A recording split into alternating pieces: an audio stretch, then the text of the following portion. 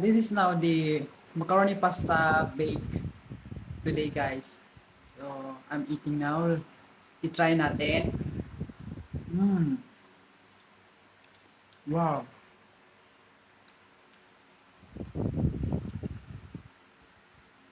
Good work. Masarap. Tasty. Flavorful.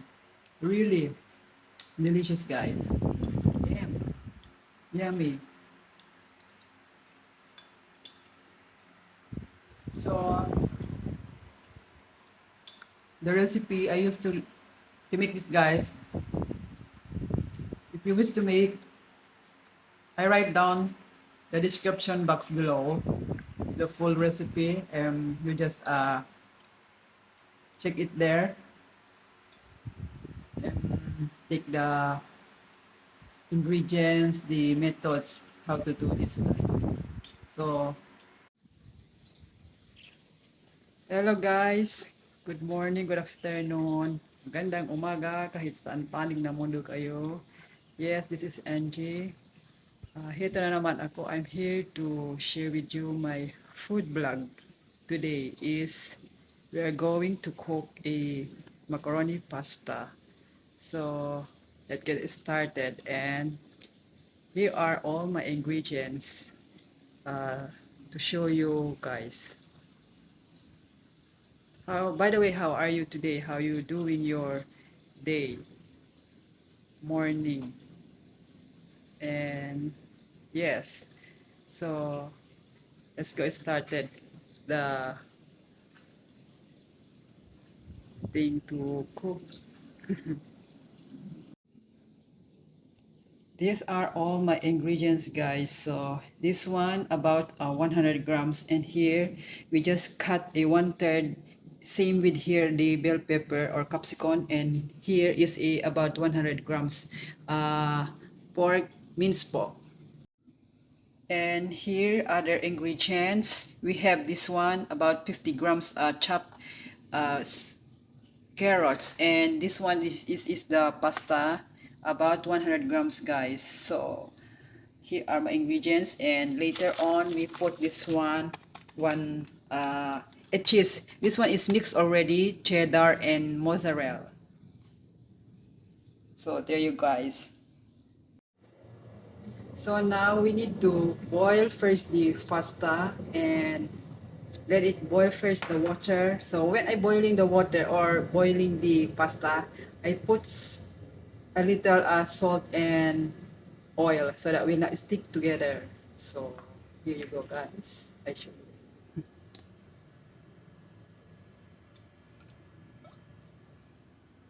That's the way I make boiling pasta, guys. So wrap the. There you go, guys. Boiling, and be careful not to overcook the pasta when you boil it on the stove. Then you want the pasta to hold its shape in the casserole. And remember to serve some of the pasta cooking water before draining the pasta. And has a starch has in the water the pasta help the sauce to come together, or the got taste. So must reserve some pasta water. Is a cooking tips. So while cooking or boiling the pasta, we need to chop the other ingredients. Don't waste the time. So I cut only just 1/3, is about 50 grams this onion. And like this bell pepper is about 50 grams also. Same with the other bell pepper red.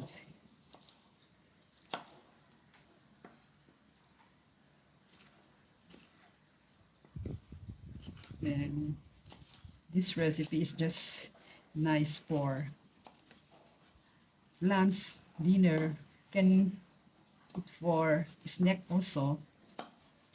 Masarap man ito guys. Yeah, one of my sister is favorite this one recipe.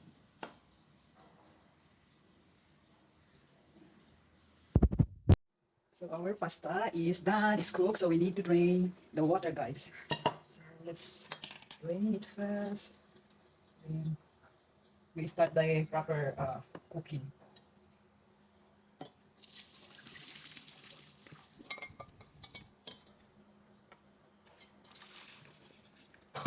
Then we need to rinse off.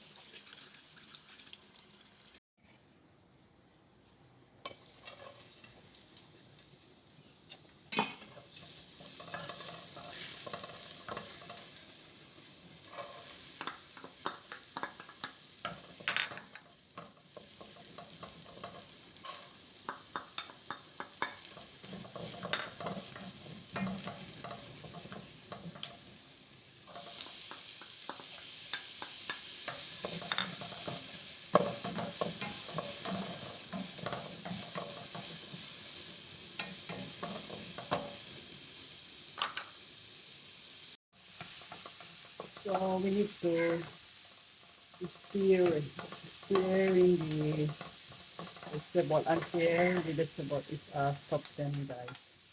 Stirring open.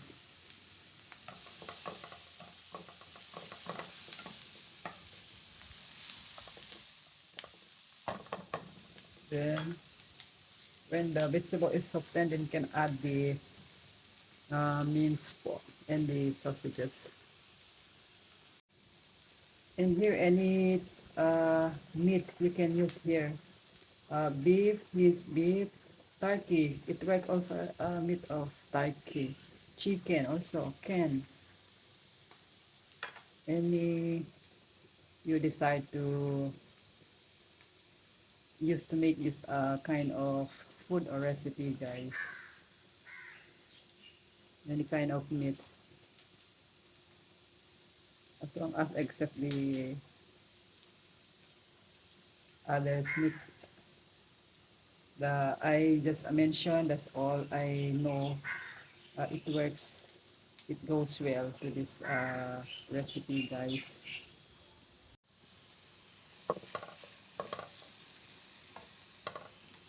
Next we add the spices. Now I have the black pepper and I add some herbs. I add this one parsley powder. It's a dried parsley, and I add some garlic powder and salt. Just a 1 teaspoon or half teaspoon. Depends on how much you cook guys. Don't make too salty. And now I can add now the water, the pasta. Add more taste. And I use the tomato sauce guys, for this recipe.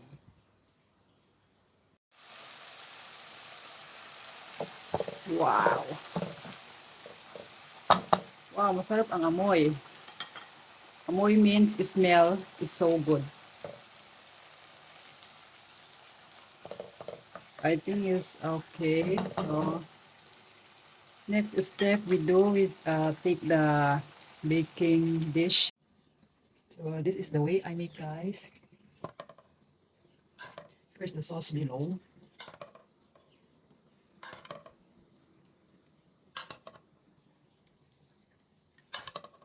I never mix the pasta together, so another is I just add this one. Then put some on top. Later I add the next step or layer. I add the mixed cheese guys. This is now guys I add some more cheese on top. After this, then can go inside the oven.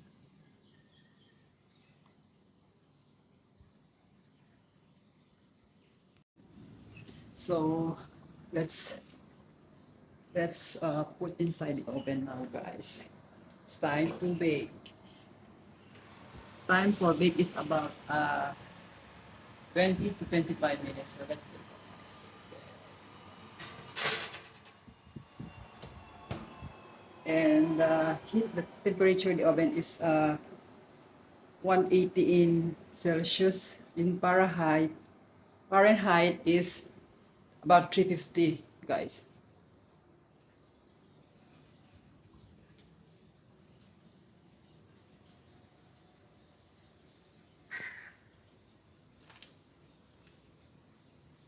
So hope you like this my video today, guys. And yes, thank you so much for your support, and please give thumbs up, comment down below, and please subscribe. And thank you so much for your support to my channel, guys.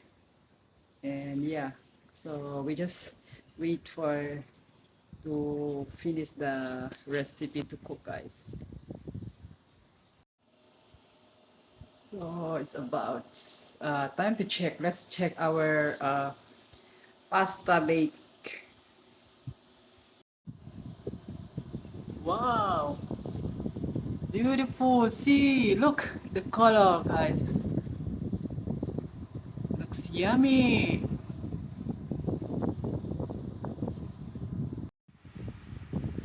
There you guys. So let's give a try. Try natin yung linoto natin, guys.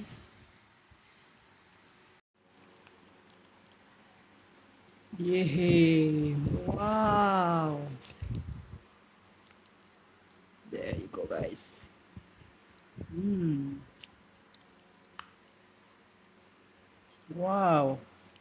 Naamoy mo yung smell ng food. So here you go. Let's give a try, guys. Mm. Mm.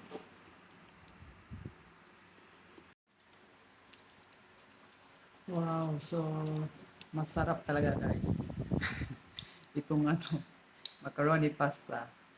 And this is one of my sister favorite this food, guys. Mm. Good. Sarap. Mm. And this pasta is you can boost the nutrition of this pasta. You can eat by uh, morning, lunch, dinner, or snack, whatever you want or to wish to take this kind of food, guys. And yeah, really boost the nutrition of the pasta by using whole wheat and adding some extra vegetables to the sauce. Really nice. Damn. Mm.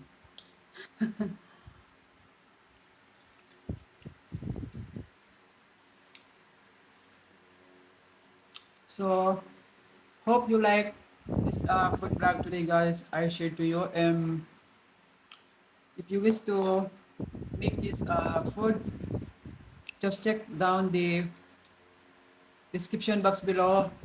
I write down full the recipe there, guys.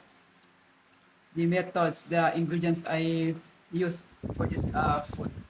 So thank you, guys, and please don't forget to click the notification bell. What's that?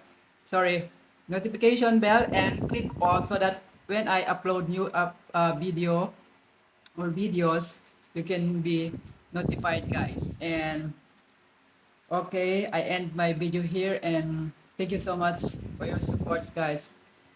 Always comes from my heart thanking you, guys. I always talking in front the camera here to say thank you. And yes, yeah, that's all. And See you next time, guys. And always be kind in life. Bye.